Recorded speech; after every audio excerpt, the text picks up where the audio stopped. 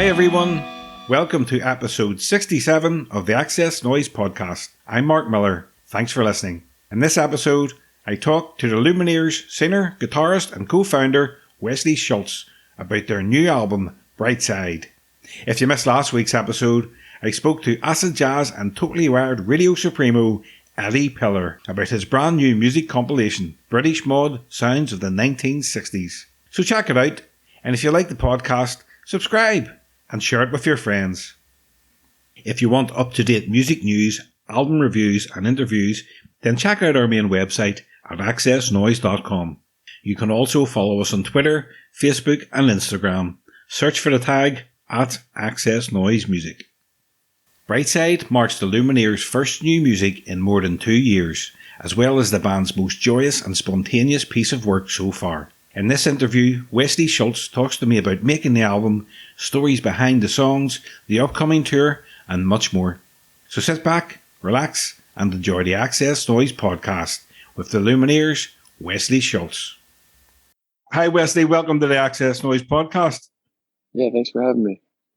First of all, going back to the start, can you remember the first band or artist that made you pay attention to music? I would say first band or artist. When I was a kid, I remember it was probably between the Cars and Billy Joel and Bruce Springsteen. Those were like the things my father listened to. So I remember listening to a lot of tapes on long drives with my dad, and he'd play a lot of those three bands, and that was how I really got introduced to music as I knew it, and kind of continue to know it. When the Lumineers first started out, the band performed covers when you started out on your own. What was the first song you wrote together that you thought, right, this is a really good song? I would say it was "Flowers in Your Hair." We wrote it. I wrote it. I wrote the crux of it in my apartment in Brooklyn, and I remember showing it to Jer, and he really liked there was like a car alarm going off in the background, and he really liked the sound of that. And I just remember after that, a number of songs were written, like Ho Hey and Classy Girls and Stubborn Love, and just a bunch were written right after that, almost in succession. It's like it set off some sort of fire in us that was a direction we loved.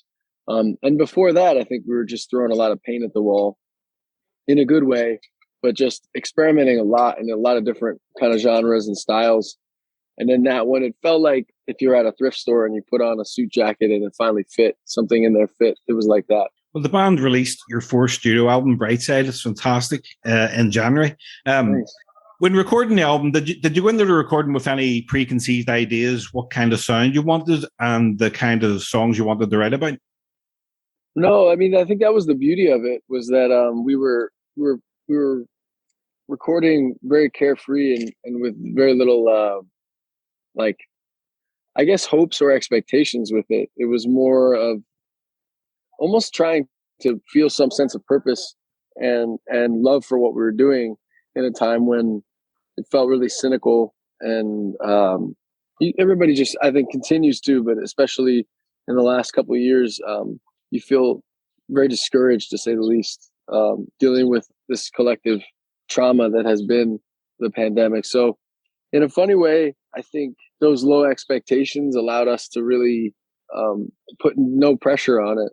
And you can hear us having a lot more fun on the record and in the studio than in the past. You know, we would spend a lot more time, felt like grinding away in the past, and sort of had a lot of stressful days. And this was a lot of, every day felt short. You know, they were long, same amount of time, but everything flew by. And I wish every day, you know, felt like our experience in the studio on Brightside.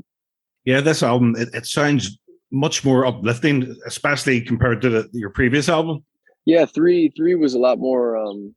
I felt like a catharsis, almost like an exorcism of sorts, dealing with an alcoholic, talking about, essentially, it was my mother-in-law, who's luckily now in good care in a home.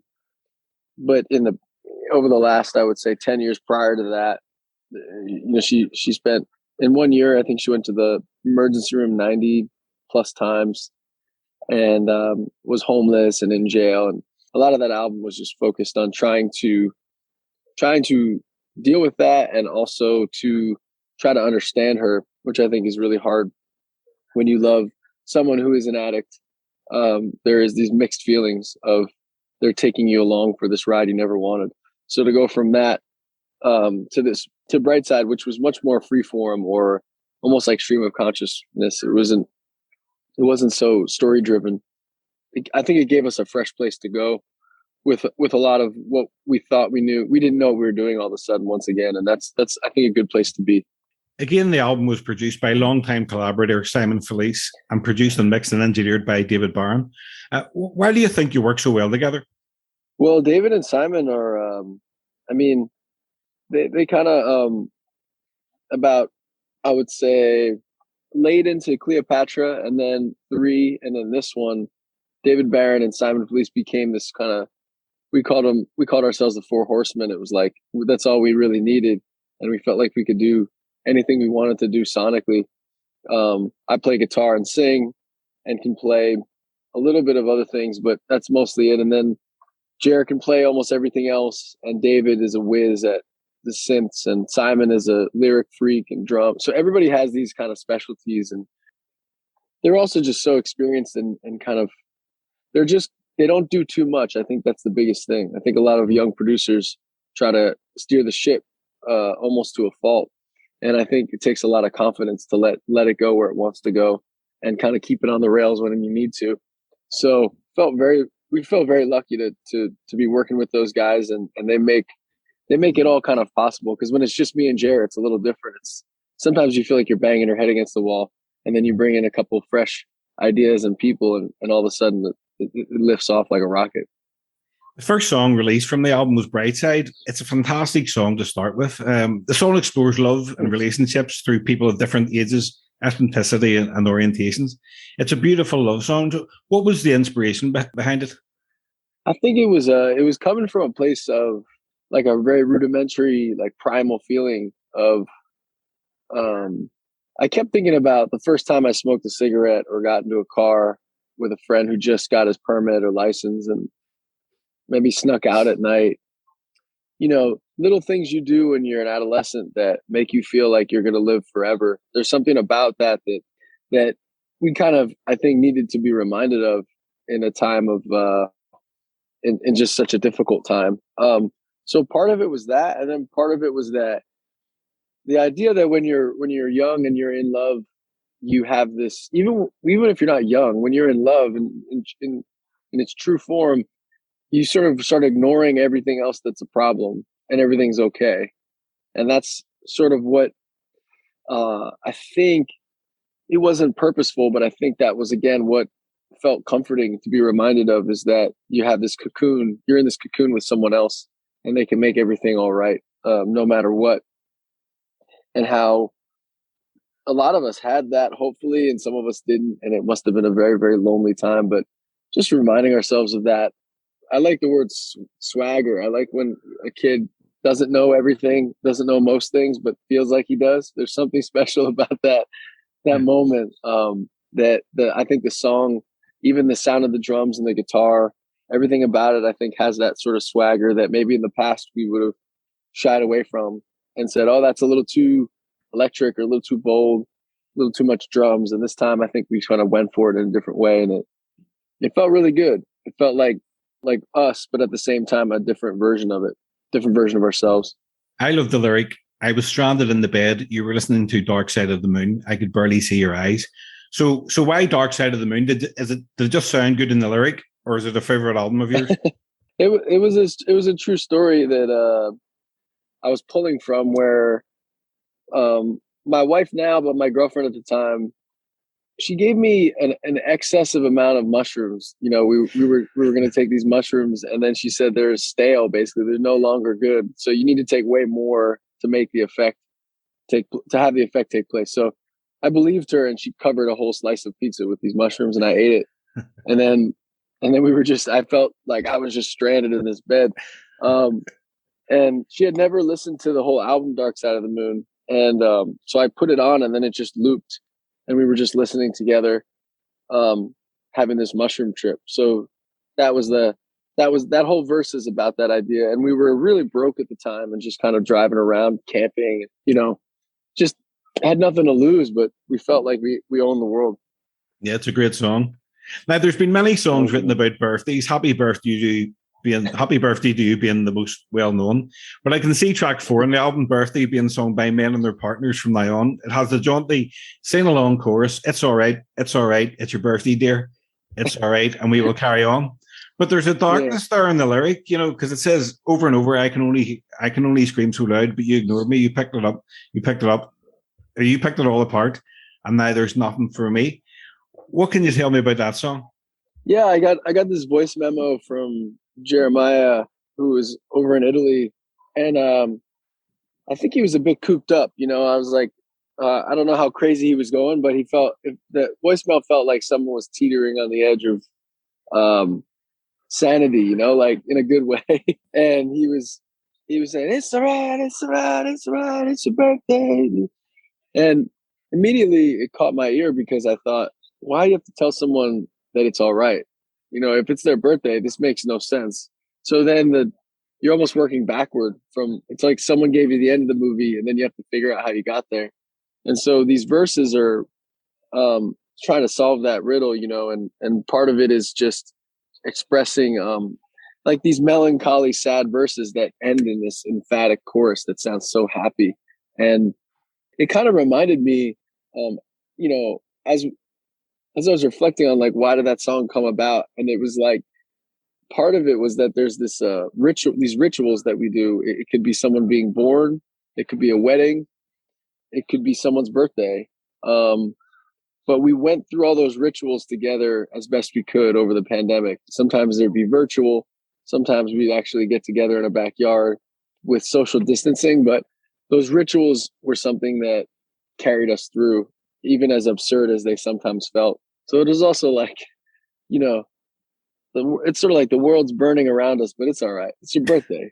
Let's have a drink. The Lumineers embark on a new UK and European tour in 2020, or this year, 2022, which includes Dublin's 3 Arena. How much are you looking forward to the shows?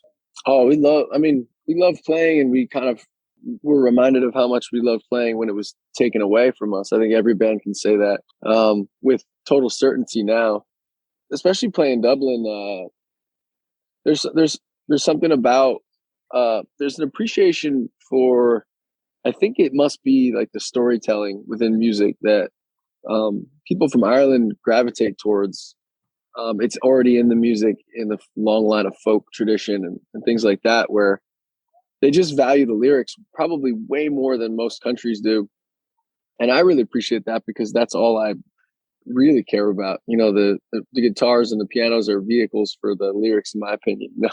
I think Eddie Van Halen said, these solos are these verses and choruses are just lead up to my solos. And I always felt like the lyrics were all I ever cared about in a similar way that was flipped on its head. So I love going there because there's this kind of like built-in appreciation for what we're passionate about, and very unexpected. The first time going over there, and probably 2012, and just being surprised at how much people already knew some of the lyrics. So we're beyond excited. We couldn't, we've been dying to tour the last 2+ years. So this is going to be some great shows with energy that you really don't see normally from bands, because we're so surprised to be out here too. It's like we've been waiting at the starting line, to go for the gun to go off for so long, and it finally feels like there's some light at the end of the tunnel.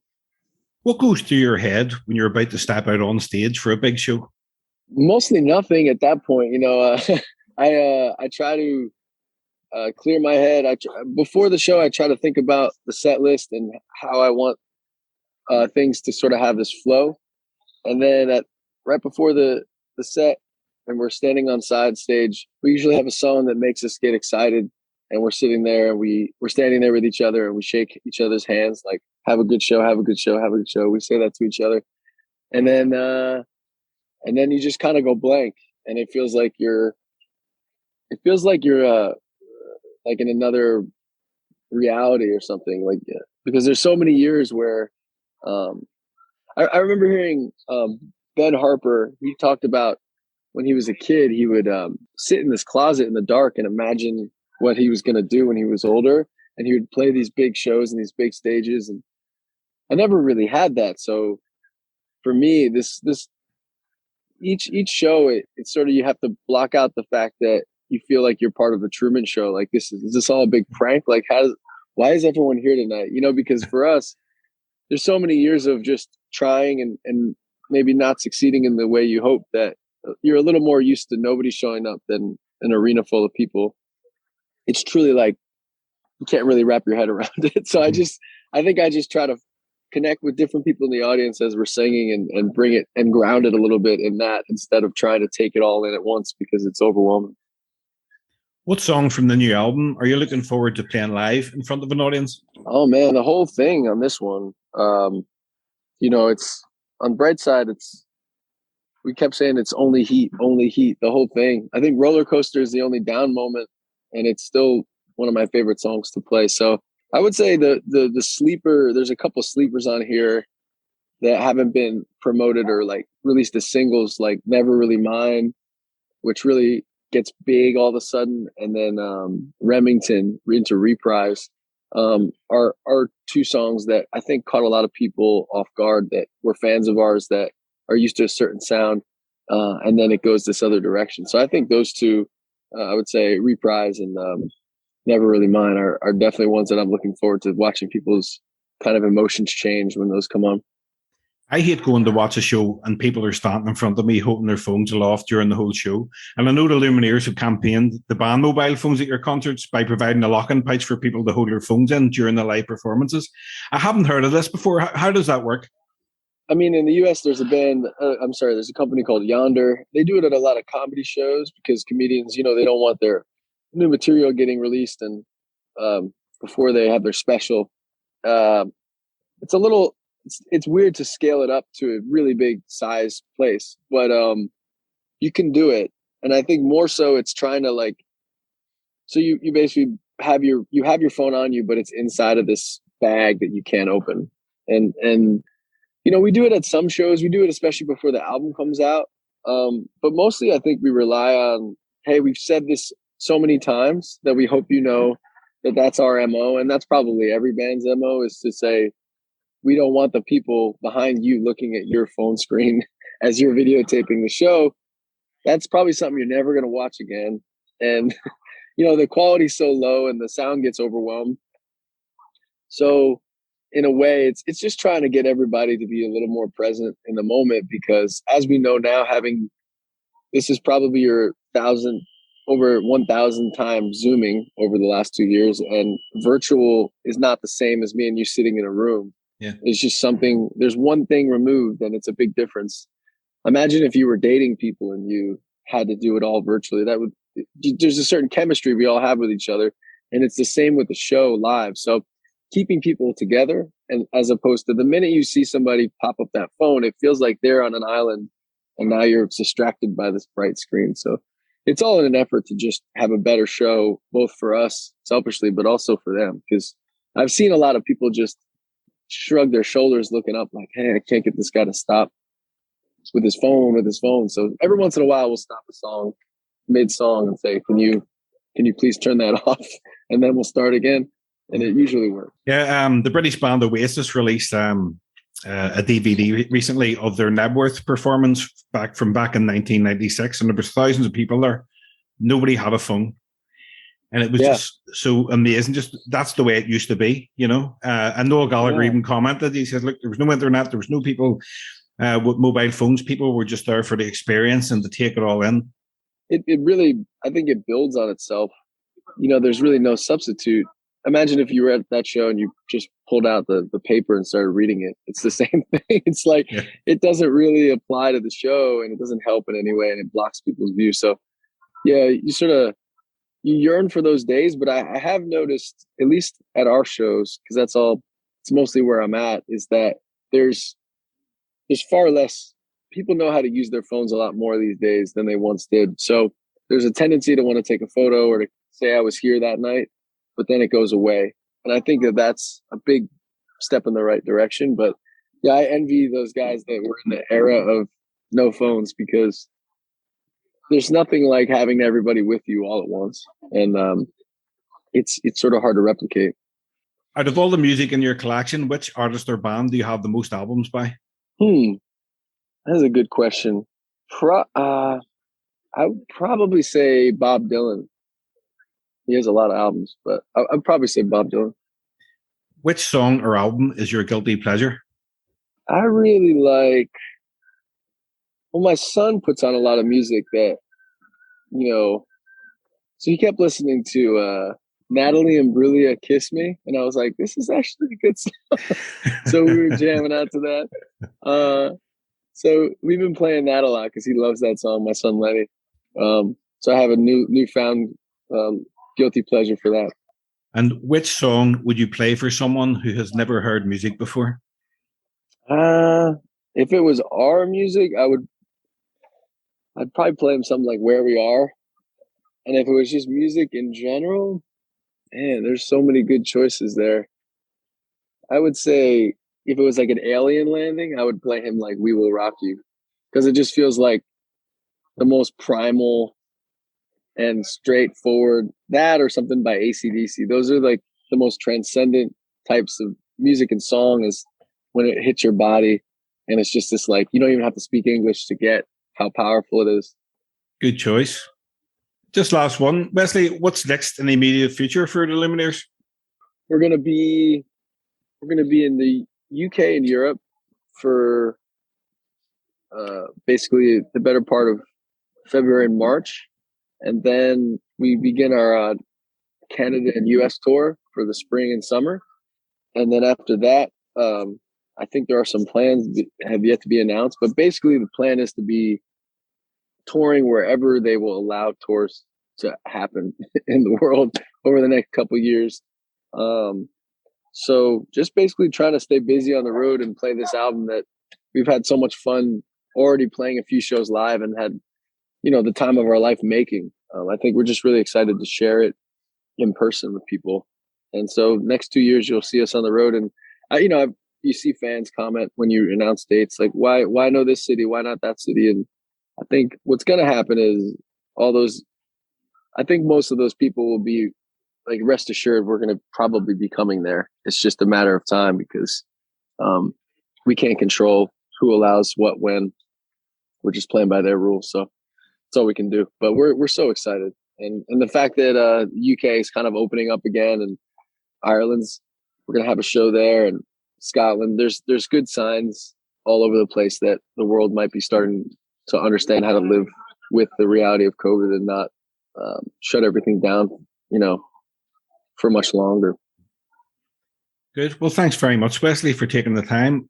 I really wish you all the best with a new album. I really, really enjoying it. And hopefully I'll see you in Belfast at some stage in the next few years. Yeah. Yeah, we played there back in, I want to say 2011 or 12. Yeah. Yeah, I believe we played there opening for the Civil Wars, and may have played a festival since, but we'd love to come back there as well.